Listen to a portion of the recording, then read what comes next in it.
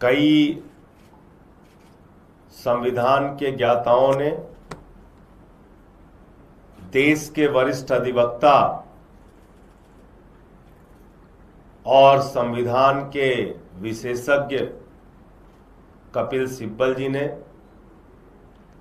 PDT आचार्य जी ने और तमाम लोगों ने ये साफ कर दिया है कि जिन 7 लोगों ने आम आदमी पार्टी को तोड़कर भारतीय जनता पार्टी में विलय करने का फैसला लिया है, उनकी सबकी सदस्यता खत्म होगी, रद्द होगी, समाप्त होगी। यह बहुत साफ तौर पे। और कल तो मैं एक टीवी चैनल देख रहा था, वहां पे एक एनडीए के घटक दल से जुड़े हुए अधिवक्ता ने कहा सुप्रीम कोर्ट के कि नहीं भाई, इनकी मेंबरशिप तो जाएगी। तो सभी विशेषज्ञों से बातचीत करके, सिब्बल साहब की राय लेके, मैंने राज्यसभा के सभापति और देश के माननीय उपराष्ट्रपति महोदय को एक पिटीशन भेजी है, जिसमें संविधान की 10वीं अनुसूची के मुताबिक इन 7 सदस्यों की सदस्यता पूरी तरीके से समाप्त की जाए, खत्म की जाए, इसके बारे में उनसे अनुरोध किया है। और उपराष्ट्रपति महोदय से, सभापति महोदय से मांग की है कि इसकी जल्द से जल्द सुनवाई करके और इस पे एक न्यायपूर्ण फैसला अपनी ओर से दें। यह क्यों जरूरी है?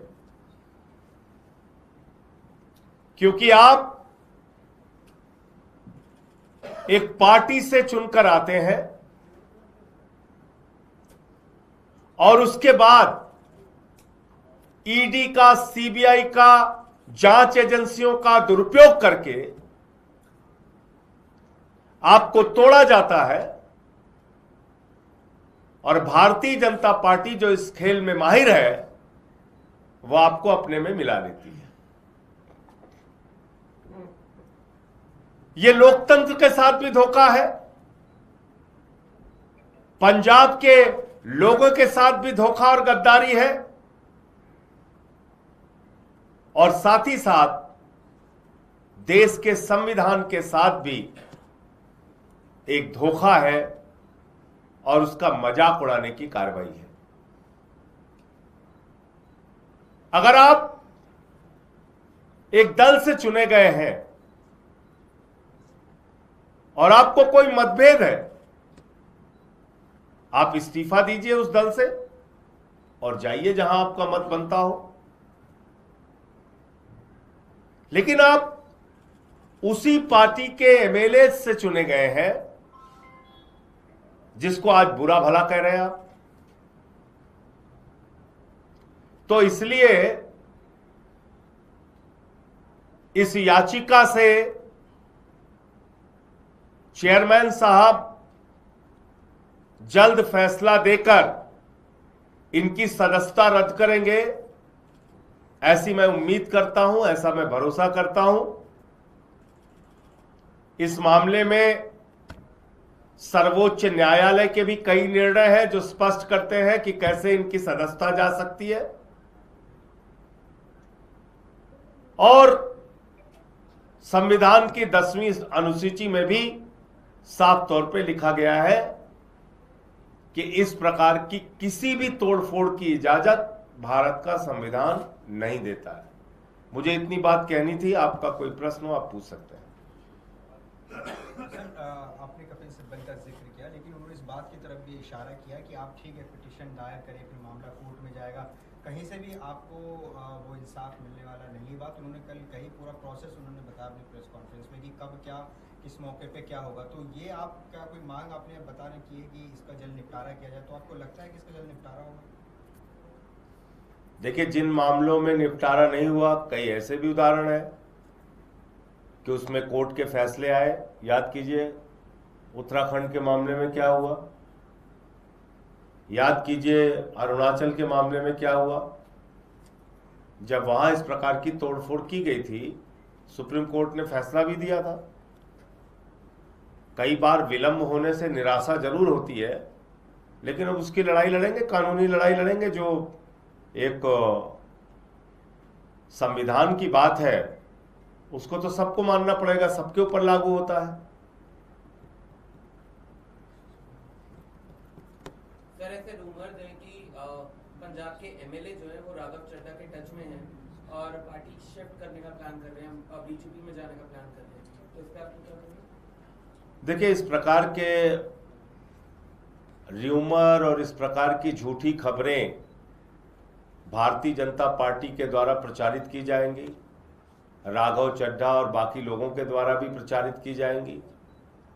पूरे पंजाब में इन लोगों का विरोध हो रहा है, इन लोगों के खिलाफ जनता सड़कों पे है, नारेबाजी कर रही है। पार्टी के साथ धोखा देने के लिए, पंजाब के साथ धोखा देने के लिए इनके खिलाफ वहाँ जन भावना है। और दूसरी बात, अभी तो खुद इनकी सदस्यता खत्म होने वाली है, तो अपनी सदस्यता खत्म कराने के लिए कौन सा एमएलए इनके साथ जाएगा? कौन जाएगा? राजनीति में तो इतनी समझ सब लोग रखते हैं।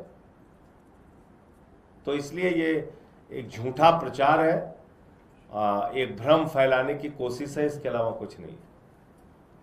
राघव चड्ढा ने शीश महल 2 पे जो सवाल उठाया है उस पे आप कोई? ये तो कल की शायद प्रेस कॉन्फ्रेंस में आप नहीं थी, और अब तो तमाम हैंडल्स ने इसको वेरीफाई भी किया है कि वो एक फेक तस्वीरें थीं जो प्रवेश वर्मा ने जारी की। और कल भी हमने साफ तौर पे कहा था, आज भी कह रहा हूं कि भारतीय झूठा पार्टी के झूठ में जो लोग भी शामिल हैं उनके खिलाफ डिफेमेशन की मानहानि की कार्रवाई की जाएगी। और आज फिर दोहरा दे रहा हूं कि मैं एलजी महोदय से, मुख्यमंत्री रेखा गुप्ता जी से और प्रवेश वर्मा जी से कहना चाहता हूं, उनको चुनौती देता हूं कि आप लोग अपने अपने घर जनता के लिए खोल दीजिए। अरविंद केजरीवाल जी भी अपना घर जनता के लिए खोल देंगे और दूध का दूध पानी का पानी हो जाएगा। मीडिया वाले भी पहुंच के देख लेंगे किसका घर कितना आलीशान है, पता चल जाएगा।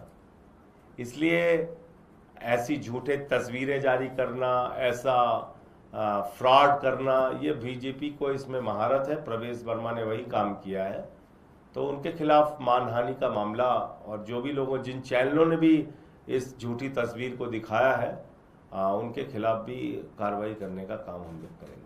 सर, भगवत मान जी ने प्रेसिडेंट ऑफ इंडिया से टाइम मांगा है, तो कुछ ऑफिशियल कम्युनिकेशन आया है? कितने बजे की मीटिंग है या कब होगी?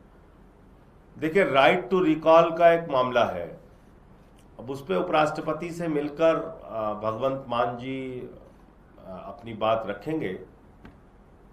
राष्ट्रपति महोदया से समय मांगा है उन्होंने, और जिन एमएलएज ने चुना है आज उनके साथ तो धोखा हो गया। अब वो एमएलएज दोबारा इन लोगों को बुला रहे हैं कि भाई अब आप वापस आ जाओ, तुमसे काम नहीं हो पाएगा, तो इस्तीफा दे देना चाहिए। तो ये राष्ट्रपति महोदया से पंजाब के मुख्यमंत्री ने इसीलिए समय मांगा है, और मुझे लगता है कि जैसे ही समय मिलेगा वो उनसे मुलाकात करके अपनी मांग रखेंगे। संजय जी, एक अलग मामला है। अमेरिकी राष्ट्रपति डिनर दे रहे थे कतार के दरमियान, तो वहाँ एक गोली चली। हालांकि पूरे दुनिया के जो भी राष्ट्राध्यक्ष हैं उसकी निंदा कर रहे हैं। प्रधानमंत्री नरेंद्र मोदी का भी ट्वीट आया है कि लोकतंत्र में हिंसा की जगह नहीं है, लेकिन हम देखते हैं कई मामलों में उनकी खामोशी रहती है। इस मामले में उन्होंने भी अपनी राय व्यक्त की है। इस चीज़ को आप कैसे?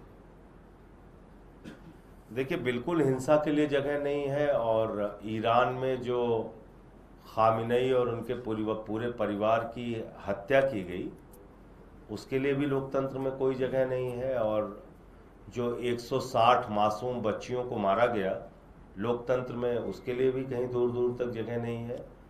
और जो अलग अलग देशों पे कब्जा करके वहाँ के राष्ट्रपतियों को गन पॉइंट पे उठाया जा रहा है, वेनेजुएला के राष्ट्रपति और उनकी पत्नी को, या जिस तरह से मानवता को कुचला जा रहा है, ख़त्म किया जा रहा है, फ़िलिस्तीन में बच्चे छोटे छोटे रोटी और पानी के लिए तरस रहे हैं, उनका कत्लेआम हो रहा है, तो इसकी मान्यता अमेरिका और इजराइल को किसने दी? कौन है जो उनको वैधता प्रदान करता है इसके लिए? तो आपके पास ताकत है, परमाणु शक्ति है आप, और आपके पास आर्थिक शक्ति है और आपके पास सैन्य शक्ति है, तो आप उसका दुरुपयोग करके पूरी दुनिया को तबाह कर देंगे। और क्या बोला था ट्रंप साहब ने? ईरान को नक्शे से मिटा देंगे, खत्म कर देंगे। तो ये हिंसा नहीं है, ये हिंसा को बढ़ावा देना नहीं है। आप बाकी सब कुछ छोड़ दीजिए, भारत के संदर्भ में मैं बोल रहा हूं। आप हमारे नागरिकों को हाथ में हथकड़ी और पैर में बेड़ी बांध के भेजते हैं, पूरे देश को अपमानित करते हैं। और इतना ही नहीं, भारत के प्रधानमंत्री मोदी जी, हालांकि ये तो अपनी शर्म बेच चुके हैं, शर्म हया सब बेच चुके हैं नरेंद्र मोदी जी। इनको तो शर्म ही नहीं आती, भारत की इज्जत इन्होंने मिट्टी में मिला दी है। इनको क्या बोला उसने? तुम्हारा कैरियर खत्म कर देंगे।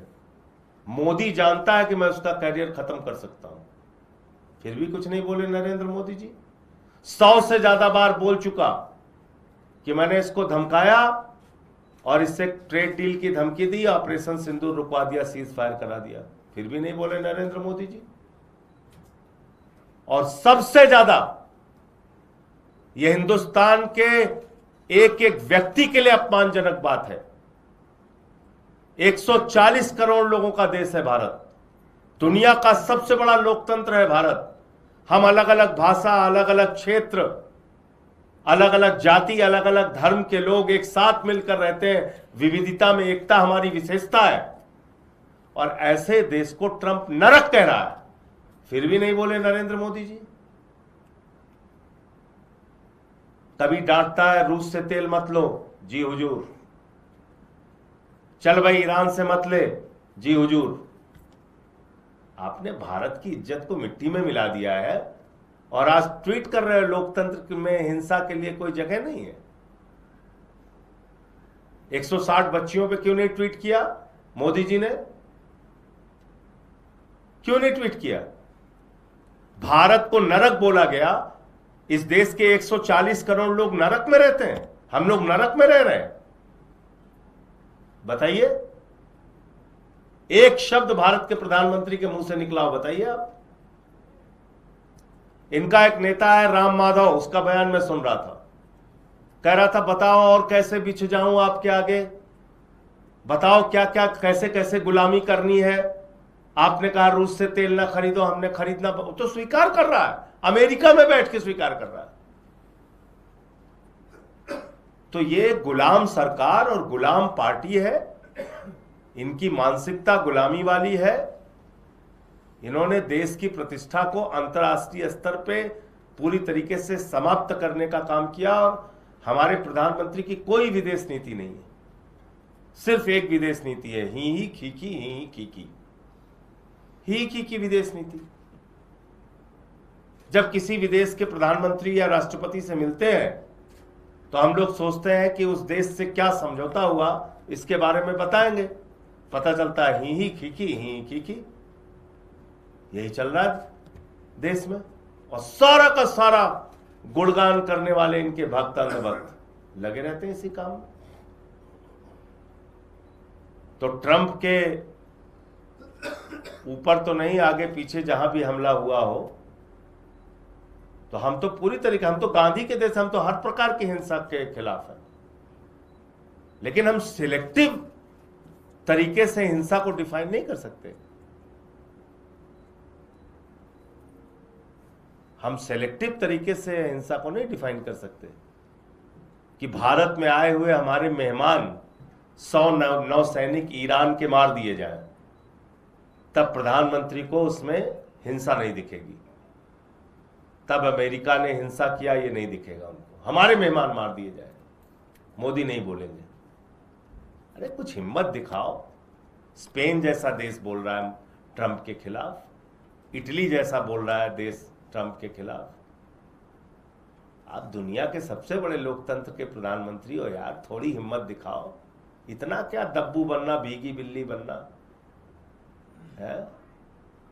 इनका एक पुराना इंटरव्यू चलता है, कुछ भी भारत में होता है हमारे मंत्री अमेरिका पहुंच जाते हैं, ओबामा ओबामा ओबामा। आप क्या कर रहे हो?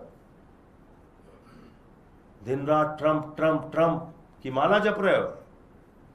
और यहां केजरीवाल के गर्दन कैसे कुचलना है, ममता बनर्जी का गर्दन कैसे कुचलना है, कैसे लतिया देना है, कैसे उनके साथ सड़क छाप भाषा बोलना है, कैसे हिंदुस्तान की विपक्षी पार्टियों को तोड़ तोड़ के खत्म करना है, इसके सब में आपका दिमाग बहुत तेजी से काम करता है। थोड़ी बहादुरी उन लोगों के सामने भी दिखाओ।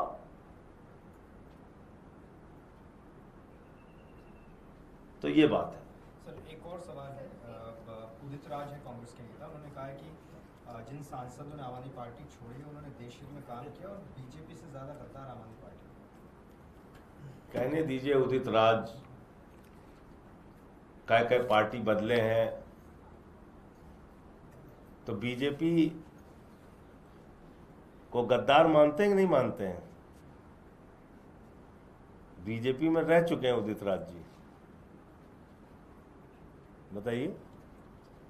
वो कांग्रेस में एक बीजेपी में है, तो बीजेपी में रह चुके हैं, अभी कांग्रेस के नेता है, कल को फिर कहीं चले जाएंगे।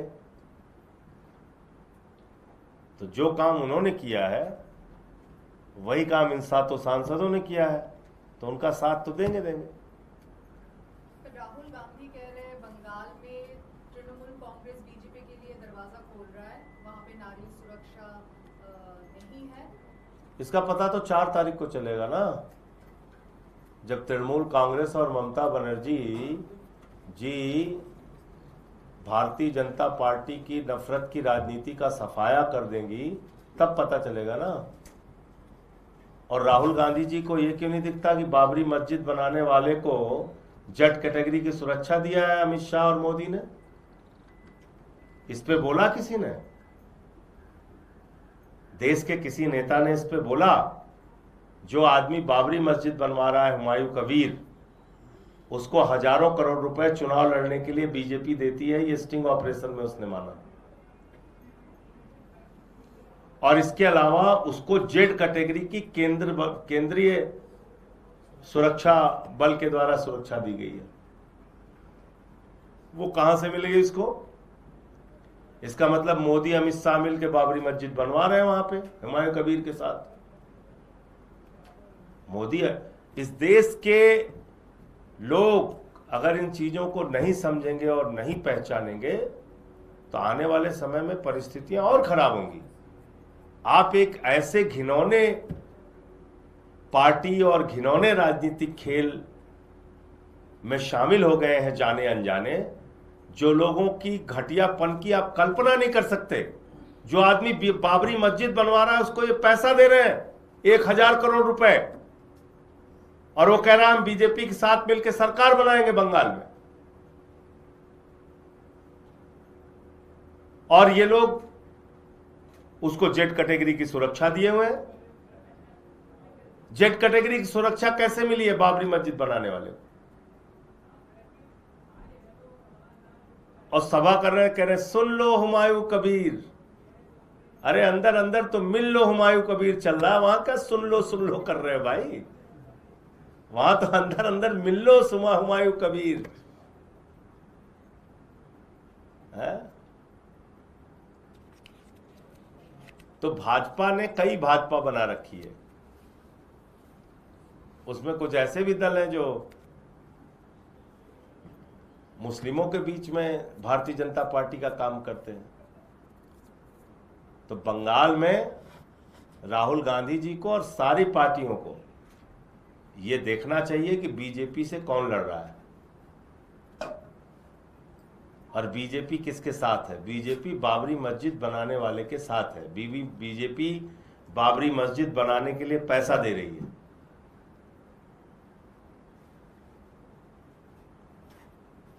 बीजेपी बाबरी मस्जिद बनाने वाले को जेड कैटेगरी की सुरक्षा दे रही है। धन्यवाद।